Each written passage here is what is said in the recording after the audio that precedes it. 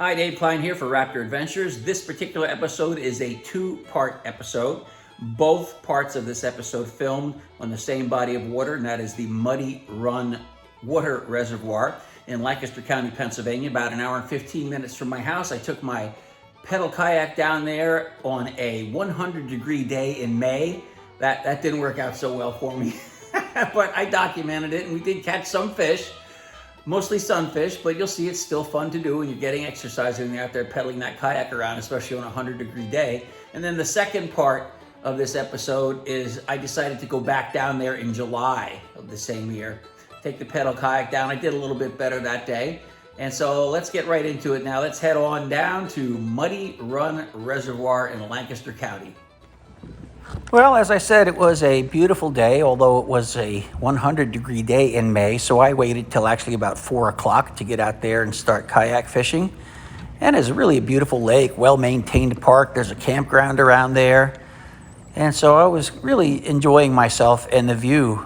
And I realized early on that trolling wasn't produced anything, so I made sure to go back in. They sell bait there. They don't sell any minnows, but they do sell worms, so I got myself a box of worms and went out and started fishing along the shore to see how I could do. So let's narrate some of that along the way. So when I'm shore fishing, that is casting toward the shore from my kayak on a really hot day like today that's also got a lot of sun, I cast in toward the shore there where there are shady areas due to the branches and thinking that the fish are going to kind of be huddled up in there, schooled up in there, trying to get some relief. I put a bobber on there so you can see when it goes down, you get the visual, and right there, it went down. So there you go. Sometimes all you need to do is move it a little bit, and you hook up.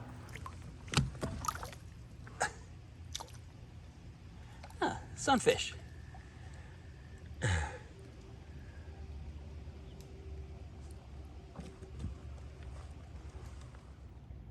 Well, that's a relief. It's not a big one, but it's a sunfish, and it's a fish. So that gets me at least on the scoreboard here at the Muddy Creek Reservoir. First time I've ever fished here. Beautiful day, hot though. It's one of those 100-degree days. So I'm fishing in the shallows and in the shade. And so we're gonna let this, there he goes, self-release, yay. For me, part of the fun and advantage of kayak fishing as opposed to walking along the shore is you get to see things from the lake looking in toward the shore, and you get to see what looks like promising habitat, like that patch of yellow flag flowers there and plants, and just a little hole right there. And I wanted to see if it would produce.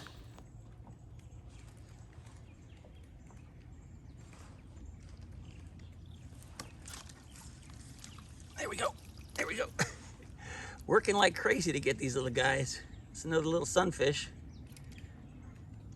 but fun. Okay, let's back out of here. Get him off. Now on this rig, I am using what I would consider a larger size hook, like more of a bass hook than a sunfish hook. I'm actually trying not to catch the sunfish, but I'll take whatever's there.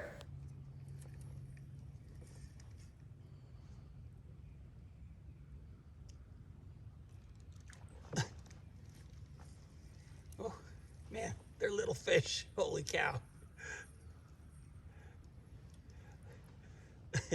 Little bit happy. They're eating well. Look at, yep.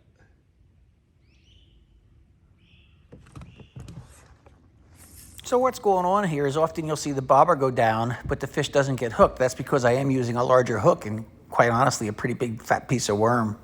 But sooner or later, a really aggressive sunfish will just go ahead and just gobble the whole thing down, and that's when you get them on, like this right here.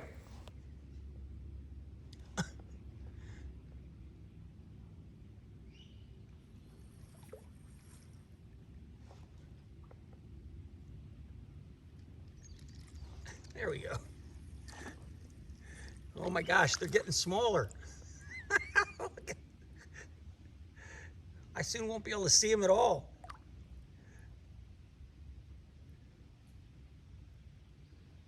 Okay. And then when I'm fishing like this and I'm trying to get some footage of anything being caught, I will be patient because a lot of times a smaller sunfish will grab that worm and it'll start pulling the bobber around, which you can see really well in this particular video segment. And then you kind of let it sit, and they'll jump on there and suck up the whole worm and get hooked. I don't think it's possible, but I think this one's even smaller. I'm going the wrong way here. Look at the size of this monster. Oh my gosh. I'm gonna have to show you this one. Wow. I don't know if I should get my gloves out or what.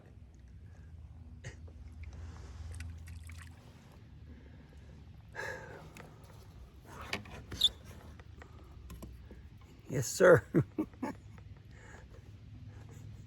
This one's like an hors d'oeuvre. I don't even think a catfish would go after this one. But for their size, they just pound the bait. It's amazing. All right, we're gonna let him go.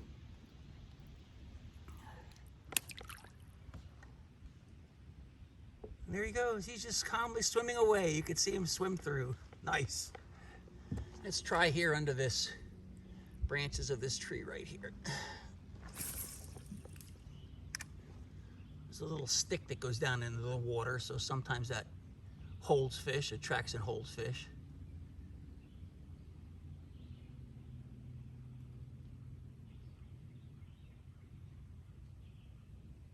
It's funny, nothing here, 15 feet over, there's all kinds of fish. All right, I get the message. You know, it is fascinating. Literally, I cast 15 feet over from where I was casting on that last cast, and there was no fish. And over here, I'm getting takes immediately. There we go. Yes, that one's on.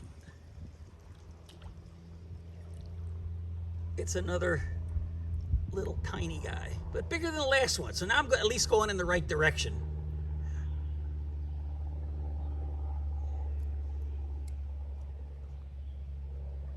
Okay.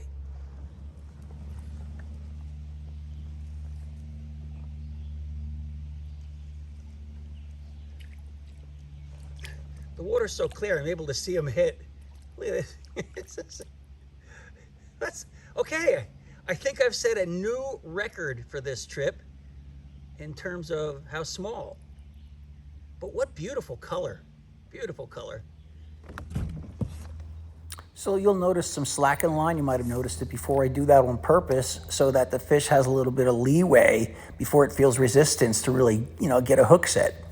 And that paid off right here.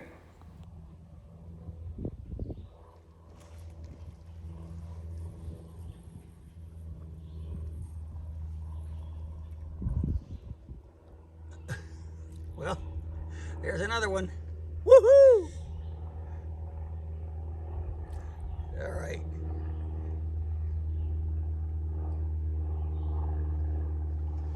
This was an immediate hard strike. Ah, damn it. Sorry about that. That was most assuredly a bass and exactly where I expected it to be at that underbrush, and it took me under and was able to get itself off. That's what they do. I just wasn't quick enough to get it out of there. Next, it started raining even harder, so I thought, well, I might as well go into this tunnel and see if I can catch anything in the tunnel that's seeking shelter like me. And here's how that went. This is a little disconcerting. Ew! And of course, there was nothing in the tunnel to catch, so I decided to go out the other side and see what was there. Maybe a hole or something with fish in it. Oh, yeah, okay.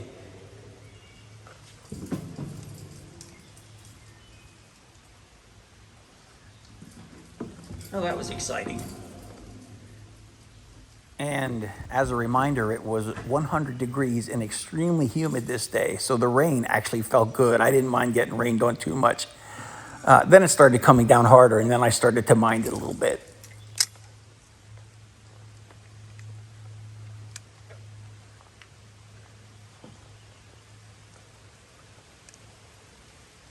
I'm gonna turn around.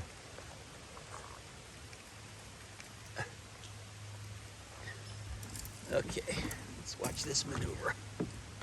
Oop.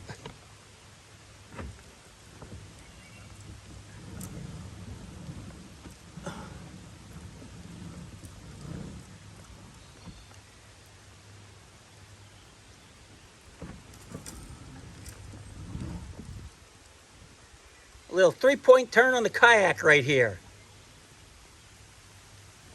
Get back out into the lake.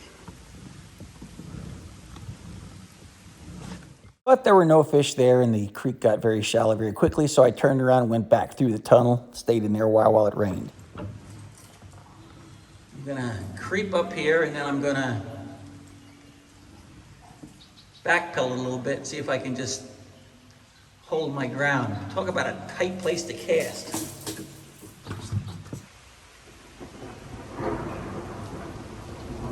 Oh, that's not good.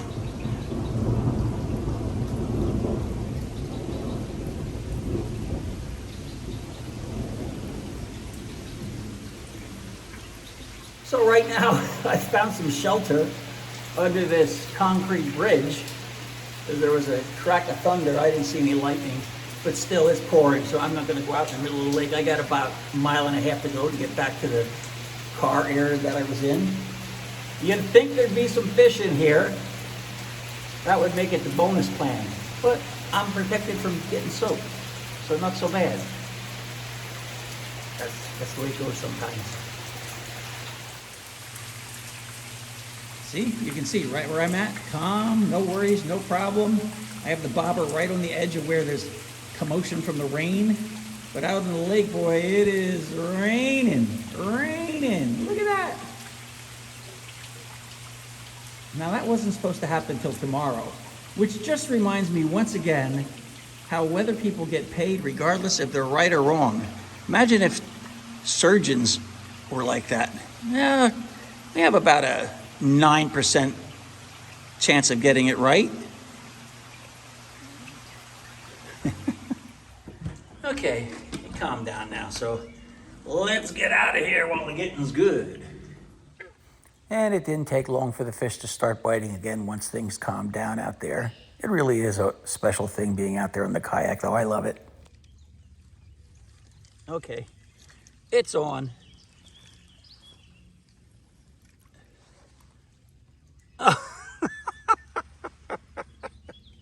Man, I went through a thunderstorm for that. Okay, awesome. And next I got really excited because I thought I felt a really great pull.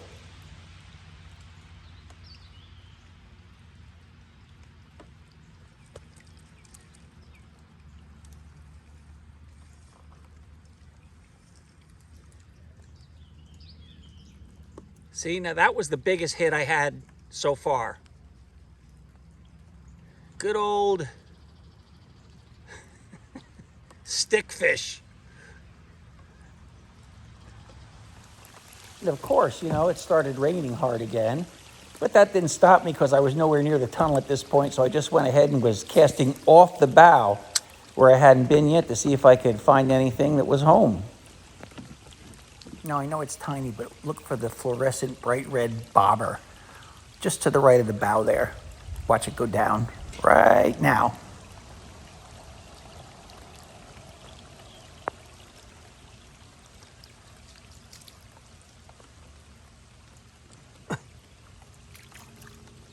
Still on. Wow. I really enjoy that with the pedal kayak. I'm getting some exercise and I'm very mobile. I can move from here to there and just go and explore any spot that looks good, like this one. Let's try it right here in this little hole right here at this tree. There should be fish there. By the way, I'm using a bobber here because it's a better visual reference when I'm shooting the video for everybody to see. Normally, I'll just throw it out, the worm on the hook, as far as I can cast it and just let it float sink naturally. Oh, okay. Oh, did you see what that was? A tiny little yellow perch. Nice. I always count that as one of my little wins. So I got a yellow perch, so that was 2 species for the day. There we go. Last worm, last fish. Another monster. Okay. You know what? It's still fun. And look at the scenery. Great. Okay, that's it for my first attempt here at Muddy Creek Reservoir. I'm gonna go ahead and troll back with 2 lures, see if anything happens. Okay, well that's how the day in May went. Again, it was 100 degrees when I was down there in the part of the episode that you just saw. I decided to go head back down in July. It was only 85 degrees, and film a second part, see if I could catch some more fish. I did catch some more fish, many more different species, nothing real big, but it was still fun. So come along, let's go back to Muddy Run Reservoir in Lancaster County. Yeah, we've got some kind of action here. Little panfish of some sort. Oh, yellow perch.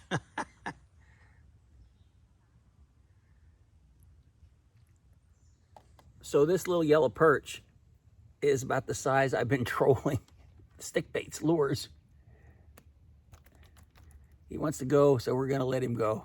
Okay, thanks, buddy. First fish of the day.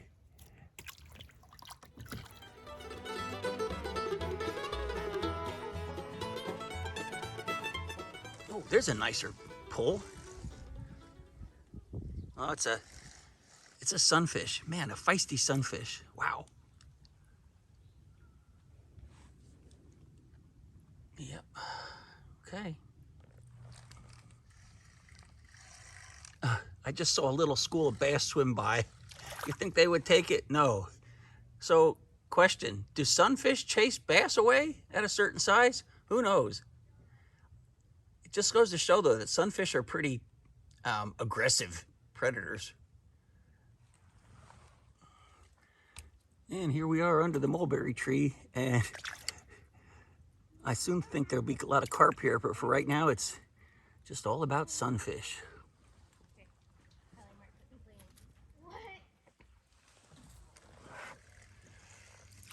I just saw another school of bass swim by.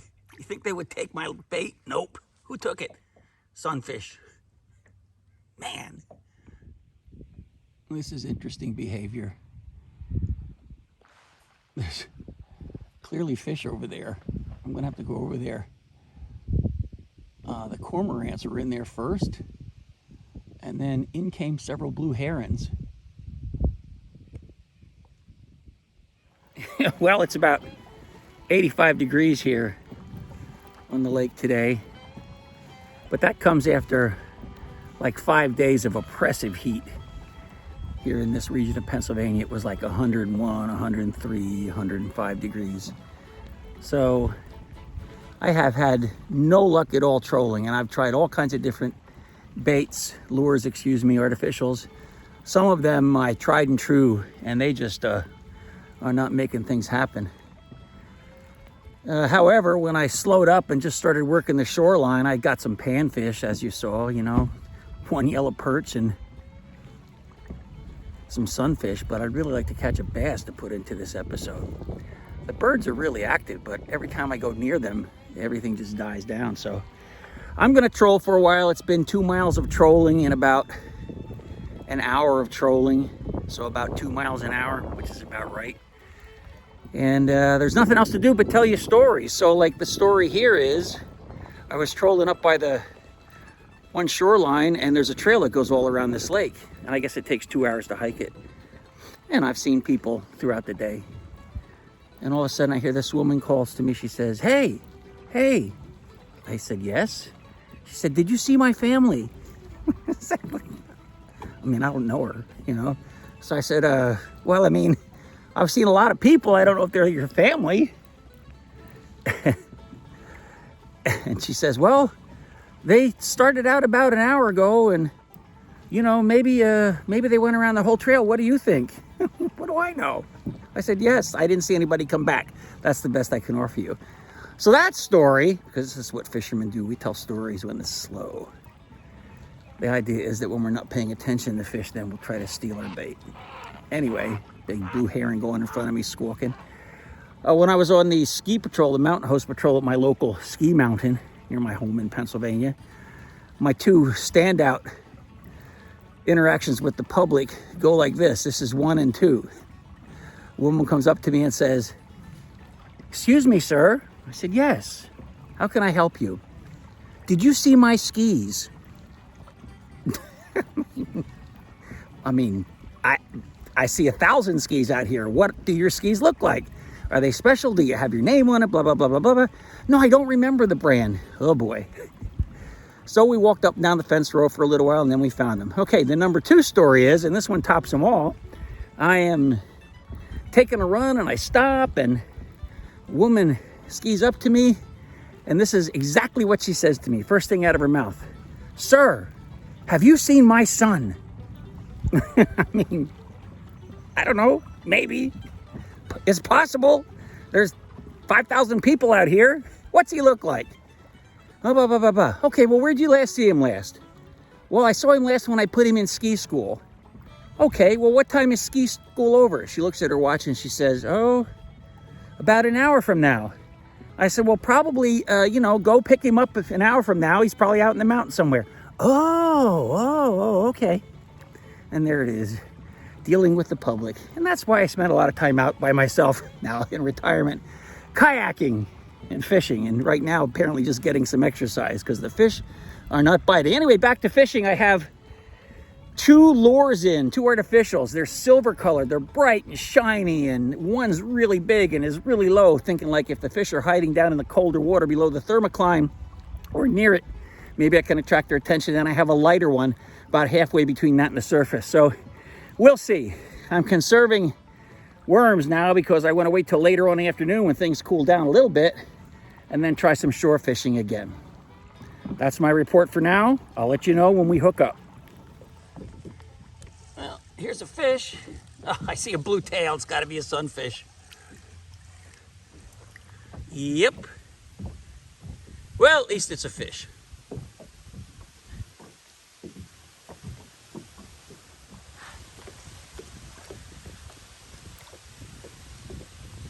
I just can't believe how hard these sunfish hit. Oh boy. Let's take you out before we drift into the shore.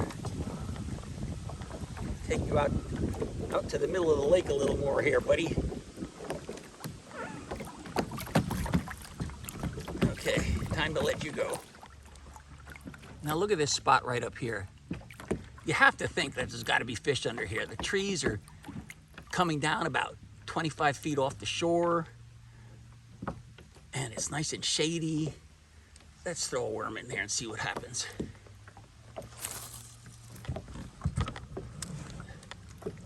Oh, right under it went.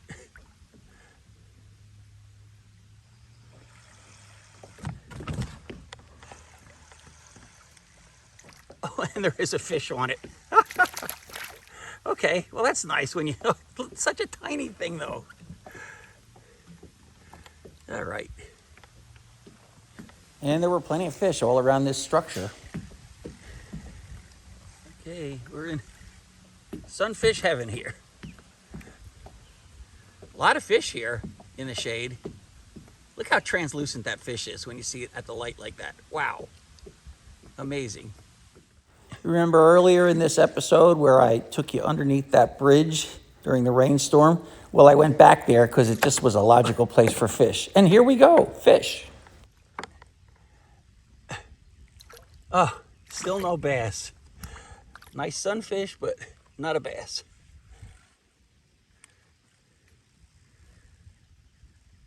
Okay, let's let you go. Okay, this one hit on the retrieve. Oh my gosh. Oh, we have a bass. It's not a big one, but there it is nevertheless. Woohoo! There's all kinds of carp swimming around in here. They don't want anything to do with me. And here he is, finally, after hours and hours here. A bass, a largemouth bass, a little baby one. Well, we're gonna let it go. Okay, let's let you go. Okay, let's do the old thumb release. There you go, bye-bye. Oh. I'm listening to Steely Dan reeling in the years right now. This one hit hard. It's fun.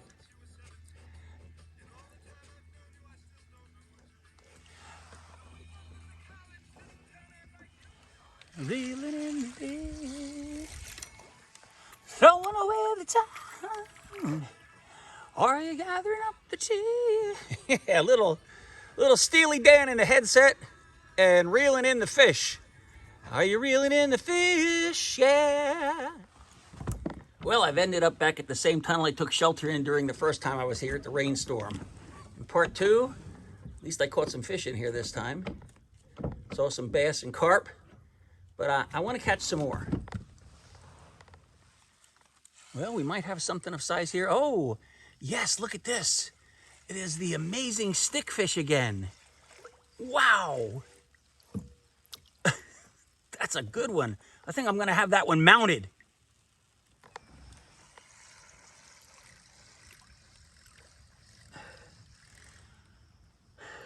Plenty of fish, just the wrong ones.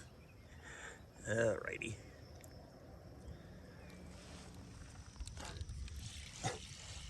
Okay, here's the biggest fish of the day. If I land it, I don't know what it is. It's just, oh, guess what? A big old sunfish. It's kind of pathetic that that's the biggest fish of the day. Woohoo! Okay, well, you know, it's almost 8 o'clock at night here on Muddy Run Reservoir, Lancaster County, Pennsylvania. And this is the second time I've been out on this reservoir fishing. Now, I did catch fish both times. And granted, the first time was kind of raining and miserable, as you saw in the first part of this episode.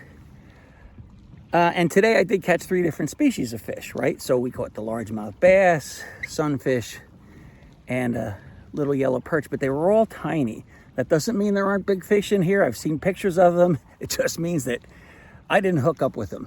So 2 visits to this lake for now, for this season. I think that's good. Is it worth coming out here? Absolutely. It's a beautiful, beautiful lake. Just put your patience cap on and be a patient fisherman, because you're going to do more fishing than catching, I think. All right.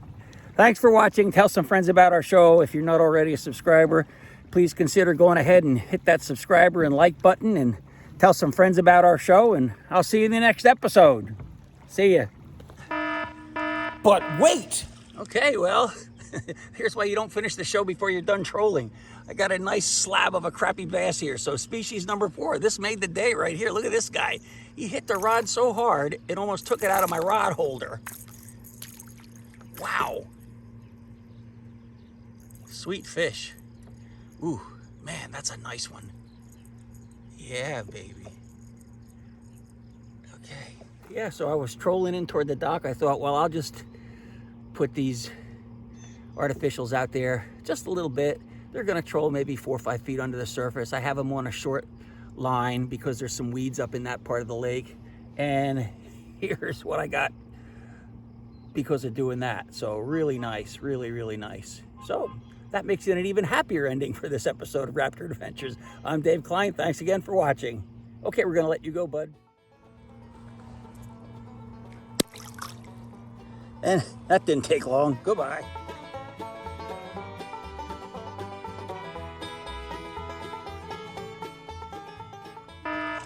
But wait again!